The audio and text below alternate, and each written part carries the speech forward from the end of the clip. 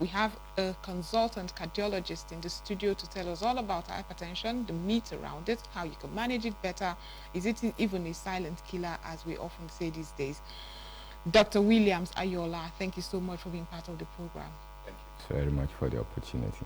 Yes, it's our own pleasure. I mean, from time immemorial, you hear people say, I almost had hypertension because something happened. But we're also recording younger people come up with hypertension. What's going on?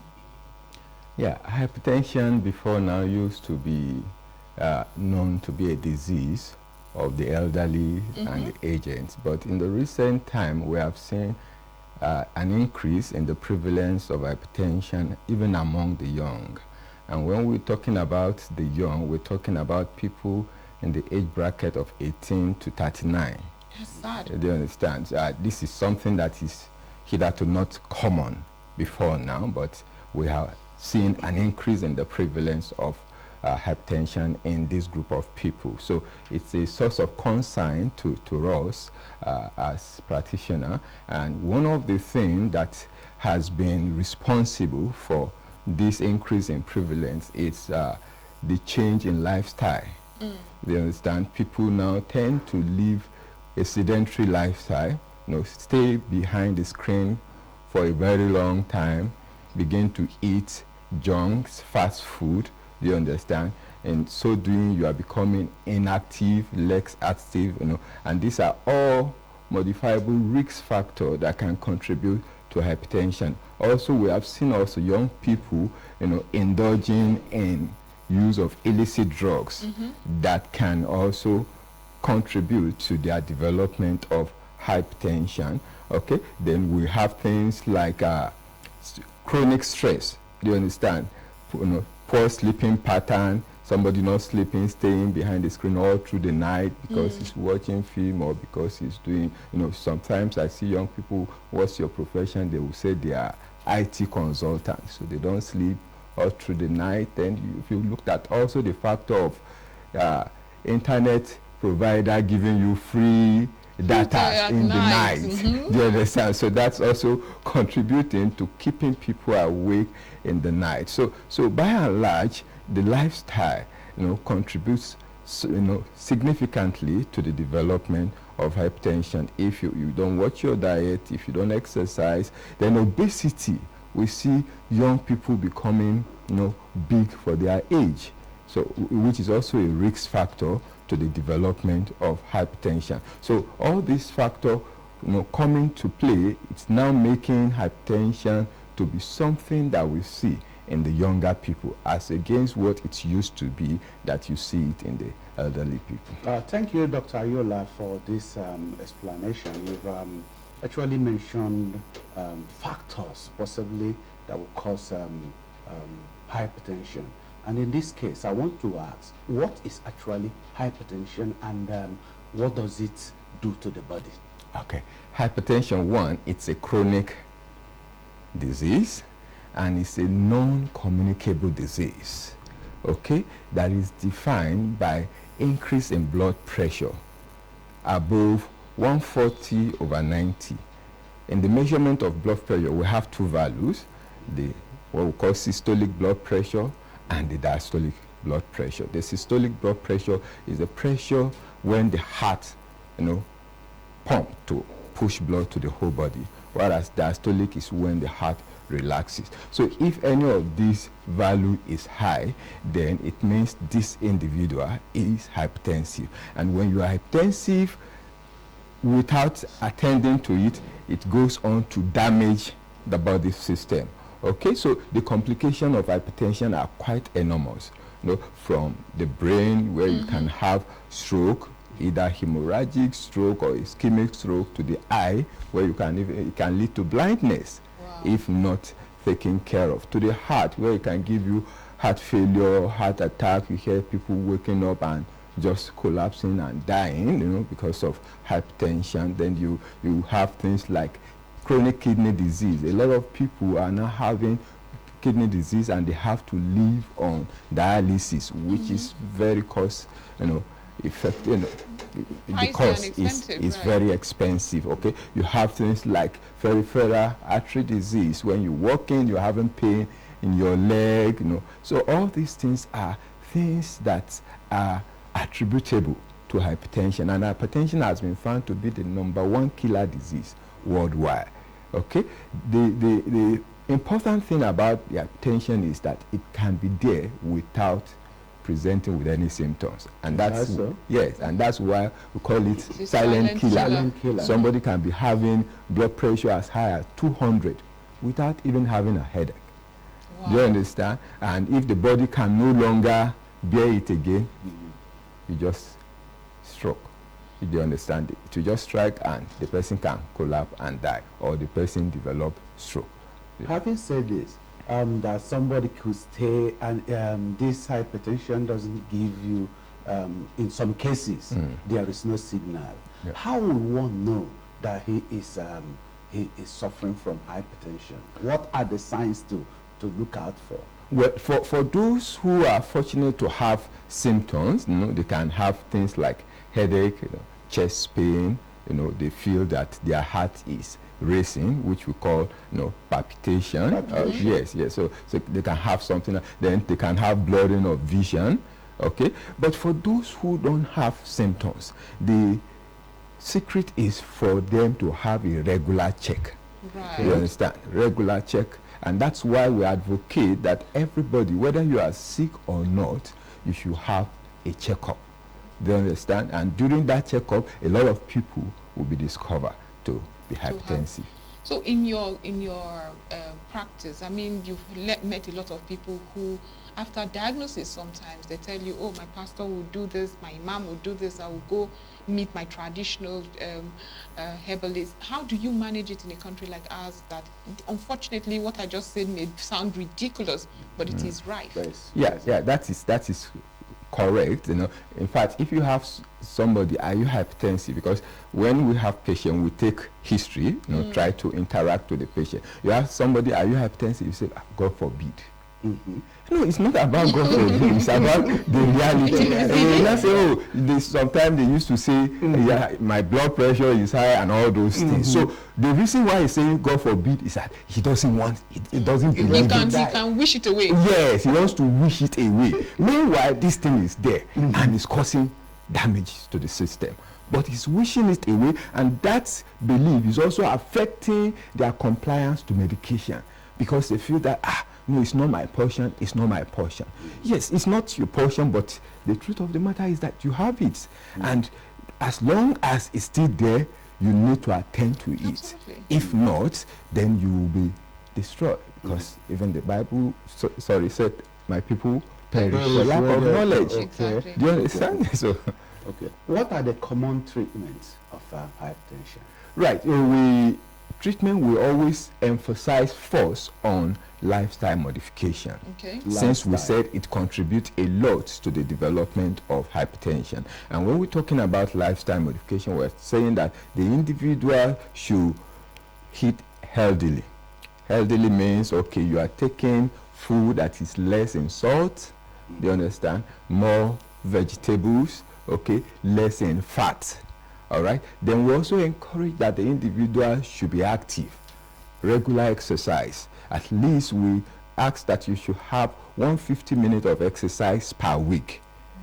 At least 150 per week. So that translates to, if you can do 30 minutes every day in 5 days, you'll have achieved that. But it has to be consistent. The problem is that sometimes people will say, oh, no problem, I'll do it. They will start this week, by next week, the event have overtaken it. All right. So then we also advise that people should manage their weight.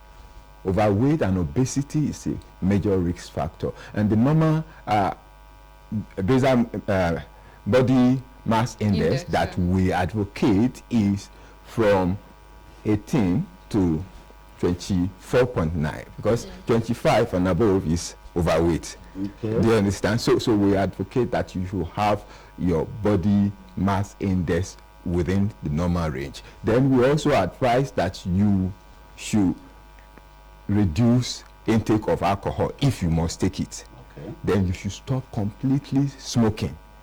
Stop completely.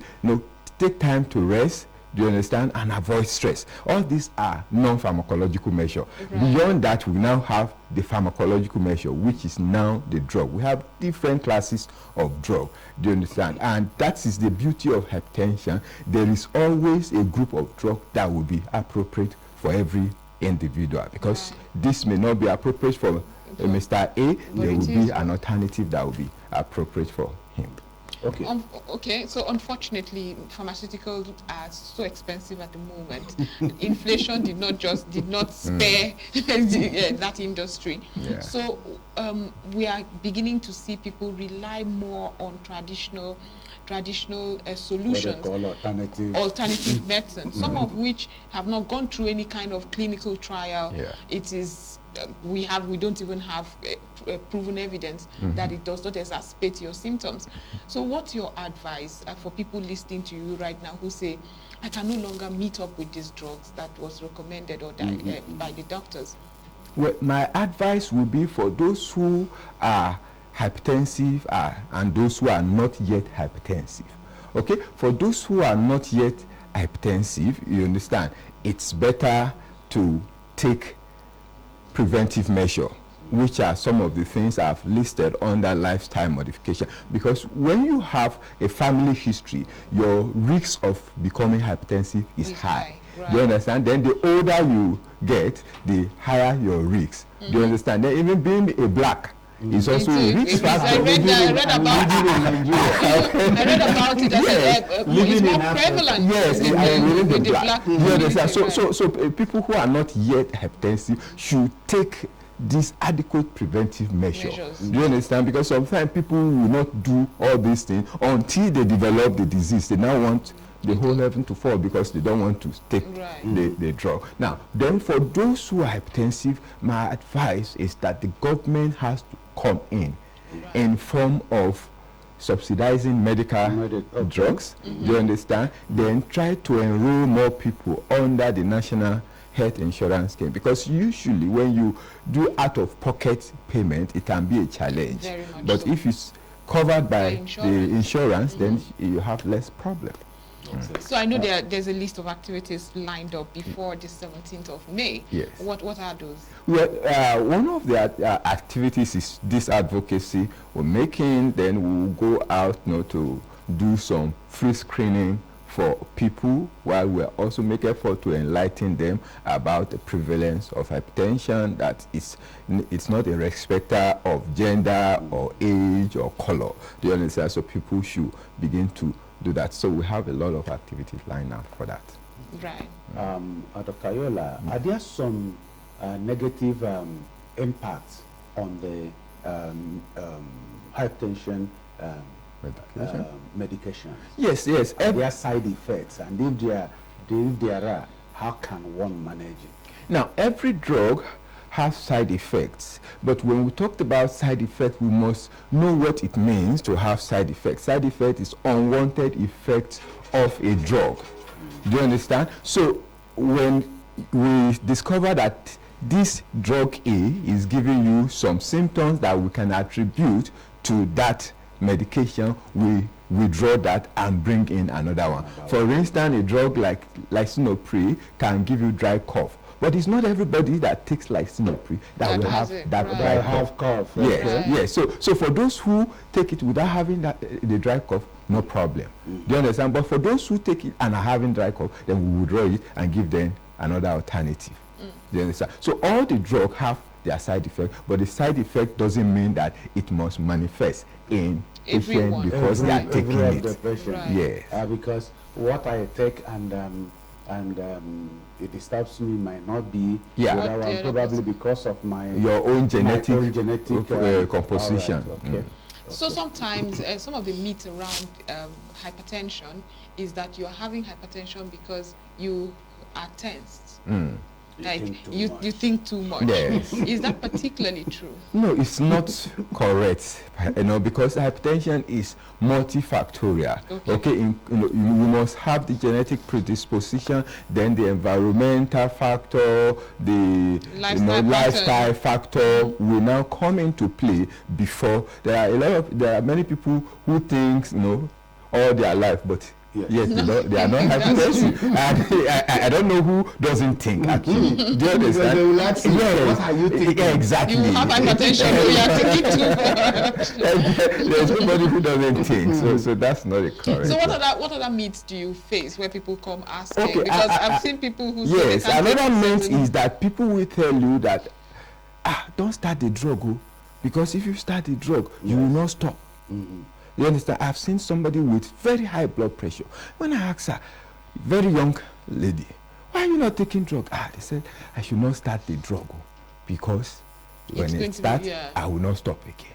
Yes, when you start, you will not stop, because the hypertension is a chronic disease, just as I said when I was defining it. Do you understand? It's a disease that is not curable, most especially the type 1, which we call the primary hypertension.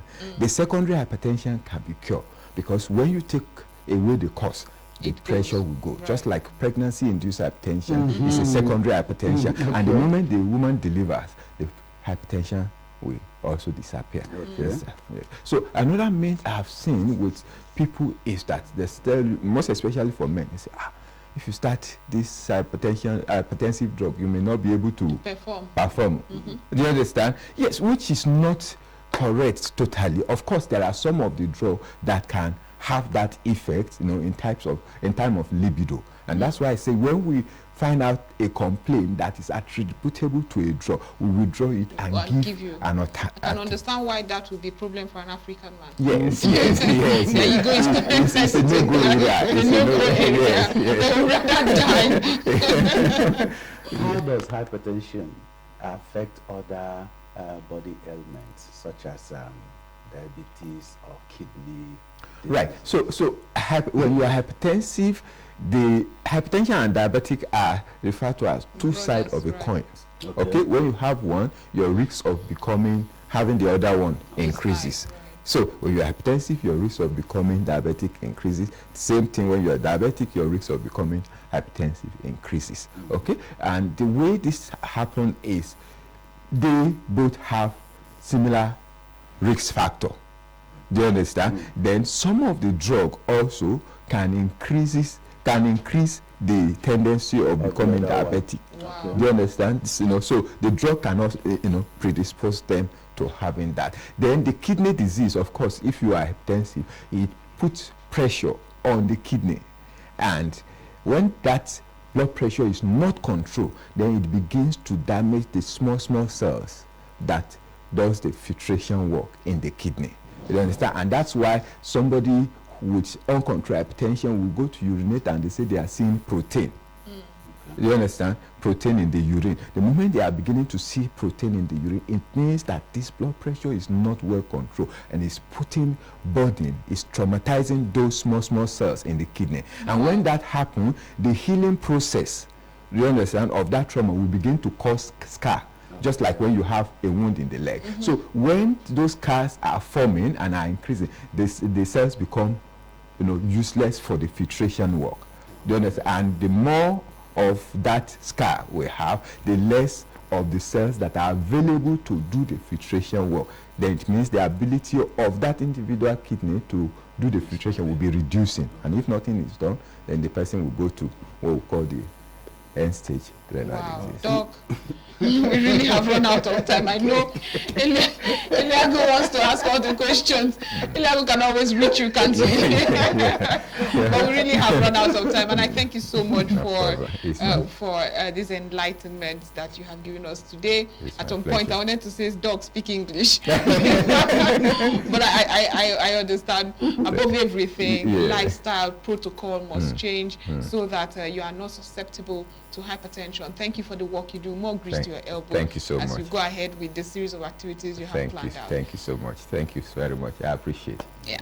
We have been discussing with Dr. Williams Ayola, consultant cardiologist, and we've been discussing hypertension. And I know you must have heard and learned so much today. Lifestyle protocol is everything.